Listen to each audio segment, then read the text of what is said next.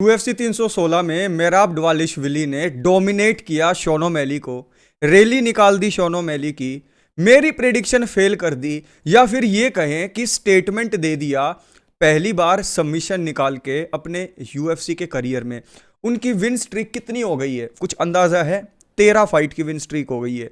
और इस 13 फाइट की विन स्ट्रीक के अंदर पहला सबमिशन निकाल लिया है। कभी 2017 में जब वो UFC में भी नहीं थे तब उन्होंने एक सबमिशन निकाला था। लेकिन इस विक्ट्री के बाद शोनो मैली को तो बिल्कुल उसके सारे पत्ते साफ कर दिए हैं। अब मुझे नहीं लगता कि शोनो मैली के लिए कुछ बचा है 135 में। लेकिन मेराब डवालिशविली बन गए हैं greatest bantam weight of all time. अगर आज की इस परफॉर्मेंस को कोई भी बंदा देखता तो एक चीज कहता कि मेराब डवालिशविली ने शोनो मैली को दूसरी फाइट में भी उठा उठा के पटका है।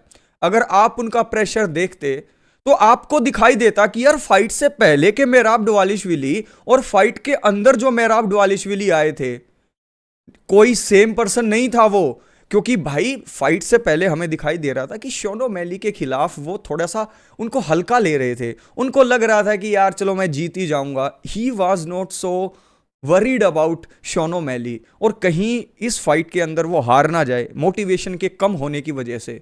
ये सबसे बड़ी बात थी। और शोनो मैली का तो सब कुछ दांव के ऊपर लगा हुआ था, क्योंकि एक ही चैंपियन से एक ही डिवीजन में 2 बार हारने के बाद वो नेक्स्ट मैक्स होलोवे ना बन जाए, ये उनके सामने था। लेकिन हुआ क्या? Unfortunately for शोनो Maili but fortunately for मेराब डवालिशविली, मेराब ने रैली निकाल दी। मेराब ने 5 राउंड नहीं लिए, उन्होंने तीसरे राउंड के अंदर सबमिशन निकाल दिया। और सबमिशन कौन सा? इसको निंजा चौक भी बोलते हैं और इसको नॉर्थ साउथ चौक भी बोलते हैं। मेराब डवालिशविली ने ओपनिंग देखी और अपनी रेसलिंग के दम के ऊपर मेराब डवालिशविली ने पहली बार UFC के हिस्ट्री में अपनी 13 फाइट की विन स्ट्रीक के अंदर चौक से सबमिशन विक्ट्री ले ली। अब इस विक्ट्री से एक स्टेटमेंट दे दिया है मेराब डवालिशविली ने। क्या स्टेटमेंट दे दिया है? जैसा कि आपने वीडियो के नीचे थंबनेल में देखा होगा कि क्या number 1 pound for pound fighter Merab Dvalishvili बन गए हैं। देखिए, रैंकिंग चाहे अभी इस्लाम मखाचेव के पास हो number 1 pound for pound king की, और होनी भी चाहिए, लेकिन मेराब डवालिशविली भी अब धीरे धीरे करके नजदीक आ रहे हैं इस्लाम मखाचेव के। चलिए नंबर 1 आप उनको ना माने, लेकिन नंबर 2 पाउंड फॉर पाउंड आज के टाइम पर मेराब डवालिशविली 100% बन गए हैं। और एक चीज मैं कहना चाहता हूं कि एक ही कमी थी उनके गेम के अंदर, वो अपनी रेसलिंग को यूज करके एक डिसीजन विक्ट्री निकालते थे, लेकिन अब उन्होंने सबमिशन विक्ट्री निकाल ली। और भाई एक चीज देखकर तो मेरे होश उड़ गए, और वो ये थी कि जब फाइट हो रही थी तो यार क्राउड का क्या रिएक्शन था। मैंने, भाई मुझे तो याद नहीं आता कि क्राउड इतना ज्यादा एंगेज हुआ हो, इतना ज्यादा शोर कर रहा हो जब मेराब और शोनो मैली की फाइट हो रही थी। मैंने ऐसा शोर नहीं देखा। या तो मैंने ऐसा शोर जब पैडी पिमलेट एंट्री करता है अपने खुद के देश में, तो बियर दारू पीकर वहां पर जो अंग्रेज हु अल्लाह करते हैं, पै पै पै पै इस तरीके से, तब मुझे वो शोर और जो है हु अल्लाह दिखाई देता है, सुनाई देता है। लेकिन रियल फाइट फैंस का जो शोरगुल मुझे सुनाई दिया इस फाइट में, इससे एक बात प्रूव हो जाती है कि मेराब डवालिशविली की फैन फॉलोइंग बहुत तगड़ी हो गई है। और आप वेस्टर्न कंट्रीज को छोड़िए, अपने इंडिया के अंदर ही देख लीजिए। मेरे हिसाब से मेराब डवालिशविली का कोई हेटर आपको नहीं मिलेगा। और मेराब डवालिशविली ने जिस तरीके से फैंस को कमाया है अपने परफॉर्मेंस से, भाई मेराब एक के बाद एक फाइट तो जीत ही रहे हैं, लेकिन वो कह रहे हैं कि वो 2 बार और फाइट करना चाहते हैं इस साल।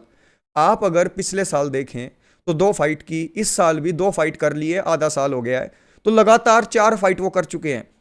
लेकिन अब भी सब्र नहीं आ रहा उन्हें, वो कह रहे हैं कि मैं और फाइट करना चाहता हूं।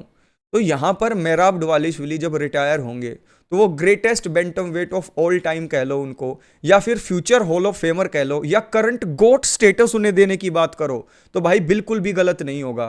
क्योंकि देखिए, इस टॉप क्लास के फाइट गेम में जो क्रीम होती है उसमें मेराब डवालिशविली ऑलरेडी हैं। और ये जो फाइट थी शोनो मैली की, ये इसलिए इंपॉर्टेंट थी क्योंकि मेराब डवालिशविली के लिए जीतना इतना जरूरी नहीं था। देखिए, जीतना सबके लिए जरूरी था, लेकिन मेराब डवालिशविली के जो अपोनेंट थे शोनो मैली, बेचारे का पूरा करियर दांव पे लगा हुआ था। और अगर आप तोल कर देखते फाइट से पहले, तो शोनो मैली के लिए सब कुछ दांव पर था। और मेराब डवालिशविली ने क्या कहा? मेहराब दवालिश्विली ने कहा इजी वर्क फॉर मी। और ऐसे सिचुएशन में पिछली फाइट से भी ज्यादा डोमिनेंट परफॉर्मेंस देना। और मेहराब दवालिश्विली को अगर आप देखें तो अपने करियर में किन किन को वो हरा चुके हैं, उनके 13 फाइट के विन स्ट्रीक को अगर आप देखोगे तो उमर को हराया जो बूगीमैन है इस डिवीजन के, उससे पहले पीटर यान को हराया, यहां पर शॉन ओमैली को 2 बार वो हरा चुके हैं। नेक्स्ट जो उनकी फाइट होगी वो कोरी सैंडहेगन के खिलाफ होगी।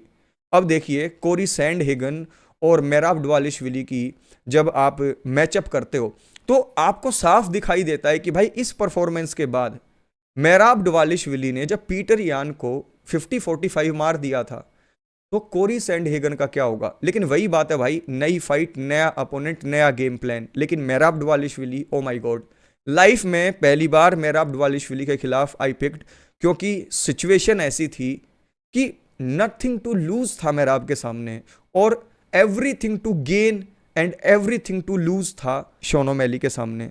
तो शॉन ओमैली टूट गए मेहराब के सामने और मेहराब ने प्रूव कर दिया है that he is the number 1 bantam weight of all time. और उसके साथ साथ भाई देखो, I respect, I love Islam Makhachev, लेकिन जिस तरीके से मेहराब दवालिश्विली परफॉर्म कर रहे हैं, एक के बाद एक अपना टाइटल डिफेंड कर रहे हैं, और एक ट्रेंड जो चला हुआ था कि 1-2 टाइटल डिफेंस करके बेल्ट छोड़कर दूसरे डिवीजन में भाग गए, वो उन्होंने बदल दिया है। जो भी फाइटर यूएफसी कहती है कि इसको फेस करना पड़ेगा, मेहराब दवालिश्विली कभी भी मना नहीं करते। भाई हेड्स ऑफ टू मेहराब दवालिश्विली। और ऐसी विक्ट्री के ऊपर एक क्या 70 प्रेडिक्शन गलत हो जाए। आई लव मेहराब दवालिश्विली भाई, सो मच मैड रिस्पेक्ट, दिल जीत लिया मेहराब दवालिश्विली ने। अब अगर आप मेहराब दवालिश्विली के फैन हैं तो सब्सक्राइब कीजिएगा चैनल को, और मुझे एक चीज जरूर बताइएगा कि मेहराब दवालिश्विली का नेक्स्ट स्टेप क्या होना चाहिए। लॉजिकली सोचने की बात करते हैं, क्या 135 के अंदर एक के बाद एक अपना टाइटल डिफेंस करना चाहिए, या फिर 145 के अंदर जाना चाहिए, रिस्क लेना चाहिए।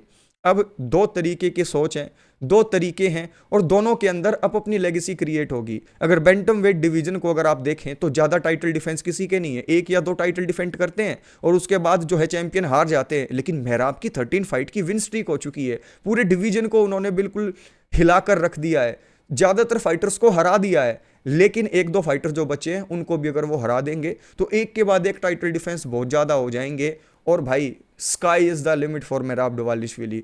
आपका क्या कहना है मेहराब दवालिश्विली के इस करंट परफॉर्मेंस के बारे में, और फ्यूचर में मेहराब दवालिश्विली को क्या करना चाहिए, इसी डिवीजन में एक के बाद एक टाइटल डिफेंड करे या नेक्स्ट डिवीजन में जाए। और कोरी सैंडहेगन के खिलाफ क्या सेम स्टोरी रिपीट होगी, क्या मेहराब दवालिश्विली को, मशीन को नहीं रोक पाएंगे सैंडमैन।